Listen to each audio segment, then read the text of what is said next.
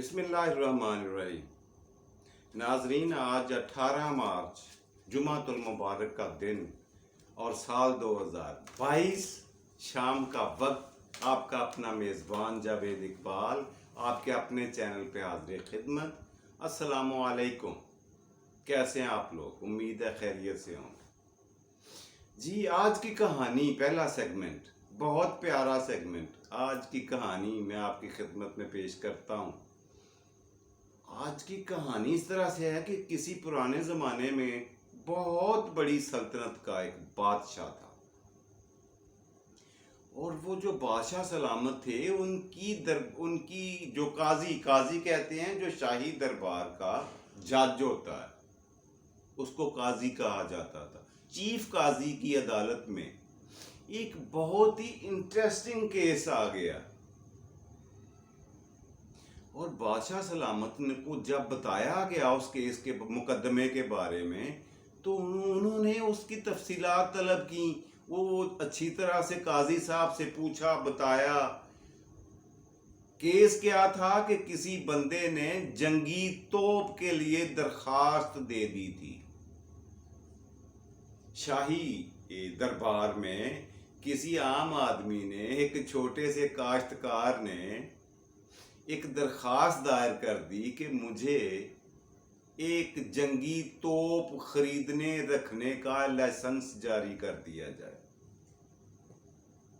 उसके ऊपर इलाके का जो दरोगा था, थानेदार था, उसने मुकदमा दर्ज किया कि ये तो कोई दहशतगर्द लगता है, बड़े मजमूम मकासद और बड़े इरादे खतरनाक हैं इसके, तोप की इसको क्या जरूरत। बादशाह सलामत ने कहा, छोड़ो, मुकदमा तो बाद में देखेंगे, पहले इस बंदे को तलब किया जाए, इसको दरबार में पेश करें सारे लोग। शाही पुलिस रवाना हुई और उस काश्तकार को पकड़कर बादशाह सलामत के हुजूर अगले ही दिन पेश कर दिया। दरबार में सबके सामने, वजीरों, सफीरों, मशीरों के सामने तमाम दरबारी मुलाजमीन बैठे हैं। बादशाह सलामत भी खुशगवार मूड में, सुबह सुबह का मौसम, वक्त भी अच्छा, मौसम भी अच्छा। उन्होंने कहा, तुमने गलती से तो नहीं कहीं ये दरखास्त दे दी कि तोप दी जाए मुझे, जंगी तोप? उन्होंने कहा, बादशाह सलामत, बिल्कुल भी नहीं, मैंने अपने होशो आवास में ये दरखास्त दी है। अब बादशाह की जो हैरत थी, उसका कोई ठिकाना ना रहा कि अजीब बदतमीज आदमी है। मेरे ख्याल से तो इसको पता नहीं होगा, ये अनपढ़ है, किसी ने गलती से ये दरखास्त या शरारत के तौर पर लिखने वाले ने ये दरखास्त लिख दिया जिसपे इसका अंगूठा लगा हुआ है, और ये तस्लीम कर रहा है, उसे ओन कर रहा है, अपनी मान रहा है, कह रहा कि हाँ ये मेरी दरखास्त है। बादशाह सलामत को बहुत गुस्सा आया। उन्होंने कहा, अबे बदतमीज, तुम्हें तमीज नहीं है बात करने की? मुझे ये बताओ कि तुम्हारे जैसा कोई पागल बेवकूफ हो सकता है? आज तक कभी किसी ने दरबार में तोप के लिए, तोप जैसा हथियार हासिल करने के लिए दरखास्त दी है? उन्होंने कहा, जी बिल्कुल नहीं दी होगी, लेकिन मैंने दी है। बादशाह सलामत ने कहा, ये इसके अज़ाइम अच्छे नहीं है, इसका सर उड़ा दिया जाए, कत्ल कर दें इसे। अब वो शख्स जो था बावाज़े बुलंद बोला कि हुजूर, आपका इकबाल बुलंद हो, अल्लाह पाक आपको लंबी सेहत और लंबी ज़िंदगी दे, अच्छी सेहत दे, आपका बाग परिवार कायम रहे, मगर मुझे जो सज़ा देना चाहते हैं वो दें, लेकिन उससे पहले मेरी छोटी सी 2-3 गुजारिशात हैं, वो सुन लें। बादशाह सलामत ने कहा, बोलो, सुनाओ, क्या बकवास करना चाहते हो, क्या बक बक करना चाहते हो, मैं सुन रहा हूं, सुनाओ। उन्होंने कहा, बादशाह सलामत, एक दफा मैं छोटा सा काश्तकार हूं, हमारी फसलें कुदरती आफात की वजह से तबाह हो गई, तो हुजूर ने 5 रुपए फी एकड़ नुकसान का अजाला करने का वादा और ऐलान किया था। बादशाह सलामत ने कहा, हाँ ऐसा ही था। इसने कहा, मेरी 10 एकड़ फसल थी, میں نے بھی درخواست دی اسی دربار میں، میرے 5 فی یا اشرفیاں یا دینار کہہ لیں، درہم کہہ لیں، 5 اشرفیاں کا مطلب ہے 10 ایکڑ کے 50 اشرفیاں میری رقم بنتی تھی۔ اب آپ کے خزانے سے وہ 50 ہی نکلے۔ اب وزیر خزانہ سے لے کر وہ باہر جو دروازے پر چوکیدار کھڑا ہے وہاں تک جاتے جاتے میرے پاس 6 دینار ہی بچے تھے۔ 44 اشرفیاں جو تھیں وہ یہیں پہ بندر بانٹ ہو گئی، اپنا اپنا حصہ سارے رکھتے گئے اور مجھے ملے 4 دینار یا 4 اشرفیاں، اور میرا انگوٹھا لگا 50 اشرفیوں پہ۔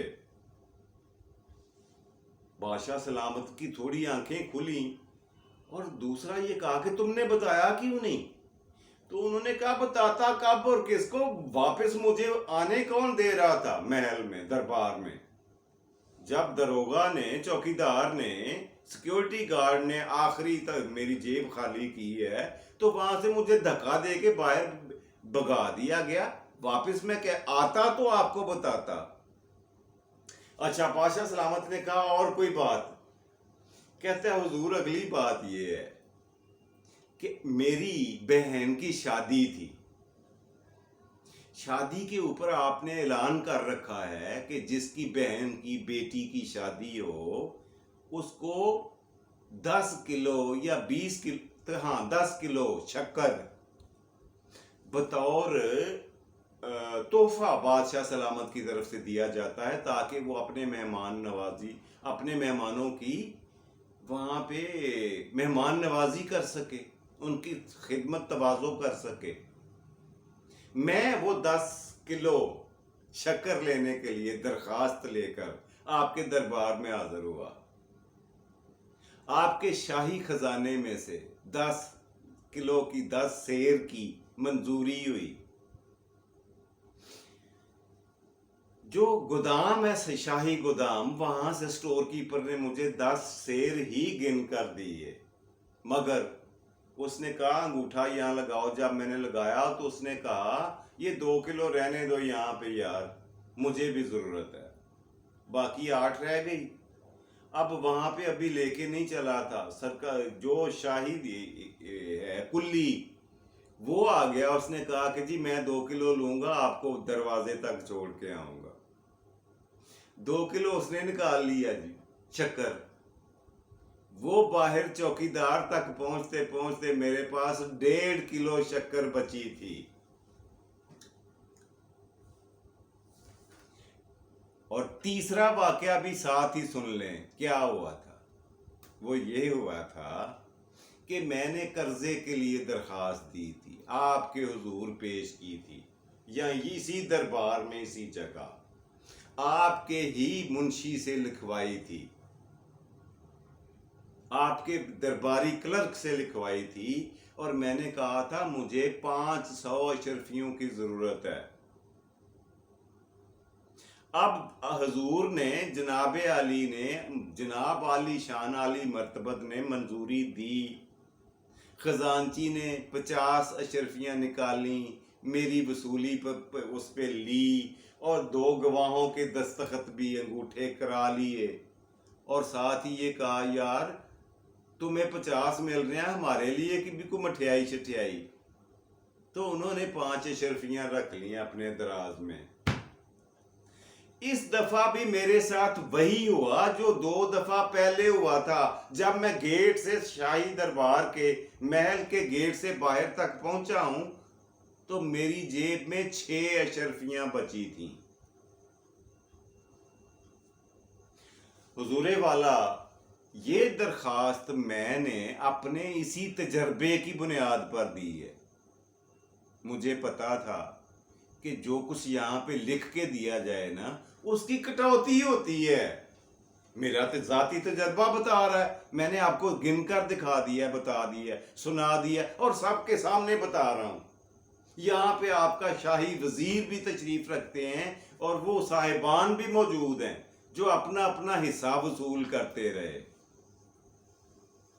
तो हुजूरे वाला, मुझे किसी तोप की ज़रूरत तो नहीं थी, मुझे तो सिर्फ एक गुलेल की ज़रूरत थी, ताकि मैं अपनी फसलों से परिंदों को डरा धमका सकूं, उड़ा सकूं, मेरी फसलों को ख़राब ना करें। लेकिन मुझे यकीन था, क्योंकि उसके गुलेल के लिए भी आपसे लाइसेंस लेना पड़ता है, इसलिए मैंने तोप की एप्लीकेशन लिखी। मुझे पता था कि ये ऊपर से नीचे आते आते तोप नहीं रहेगी, ये गुलेल खुद ही बन जाएगी। और अगर मैं गुलेल के लिए दरखास्त देता या छोटी पिस्तौल के लिए दरखास्त देता, तो मुझे तो फिर इन्होंने वो गोली देनी थी जो बंटा होता है, जिसे उंगली पर चढ़ाकर यूं मारा जाता है, और मेरा अंगूठा लगवाना था पिस्तौल पे। पिस्तौल मुझे मिलनी नहीं थी। मैंने अपने ज़ाती तजर्बे की महारत की बुनियाद पर यह दरख्वास्त सोच समझ कर लिखी है कि तोप की दरख्वास्त दूंगा ना तो मुझे गुलेल ज़रूर मिल जाएगी। ये थी जी जनाब अली इसकी वजह लिखने की। अब आप कार मुख्तार हैं, बादशाह सलामत हैं, जो चाहें सज़ा दें मुझे या किसी और को दें, ये आप पे छोड़ता हूँ। बादशाह सलामत ये सारी बातें सुनकर इंतहाई शर्मिंदा हुआ, और उस बंदे को तो उसने खैर इनाम इकराम देकर चलता किया, मगर अपने दरबार के सारे मुलाजमीन को मुअत्तल कर दिया, उनको उनके ओहदों से हटा दिया और उनको किसी और जगह नौकरी करने के लिए कहा कि सरकार, इस महल में तुम इस लायक नहीं हो कि तुम्हारी नौकरी इस शाही दरबार में हो, सो दफा हो जाओ, अपनी शक्ल गुम करो। तो सरकार बाज़ औक़ात जो लिखा हुआ होता है ना, उसके पीछे कोई वजह कुछ और ही होती है। लिखे हुए को मिन्नो अन तस्लीम कर लेने से पहले, अपना फलसफा झाड़ने से पहले, हमें चाहिए कि अगर किसी बात की समझ नहीं ना आ रही तो उससे बिलमुशाफा उस बंदे से मिल लें जिसने लिखा है। अपनी दानश्वरी का बैग अभी से ना खोलें, बल्कि पहले कंफर्मेशन कर लें, इसकी वजाहत तलब कर लें। हो सकता है आपकी तमाम उम्मीदों, ख्वाहिशों और अक्लमंदियों के ऊपर वो एक दलील पानी फेर दे। ये थी जी वो लाइन जो मैं आपको सुनाना चाहता था, जिसके लिए पूरी कहानी सुनाना पड़ी। जी ये थी आज की कहानी। उम्मीद है आपको अच्छी लगी होगी। अच्छी लगी है ना? अच्छी बात है जी। तो आज के प्रोग्राम का दूसरा सेगमेंट हस्बे मामूल है आज का सवाल। मगर पिछला सवाल जो मैंने पिछले प्रोग्राम में पूछा था वो ये था कि वो कौन सा खेल है जी दुनिया में एक ऐसा खेल है जिसका प्लेग्राउंड यानी खेल का मैदान हीरे की शक्ल का, डायमंड शेप का होता है। जी हाँ, और वो खेल है बेसबॉल। पाकिस्तान में तो खैर मैंने नहीं देखा कहीं कोई लोग खेलते हों, लेकिन यूरोप में, अमेरिका में, ऑस्ट्रेलिया और अफ्रीका में, इन 4 बर्रे आज़मों में ये खेल बहुत शौक से और आम खेला जाता है।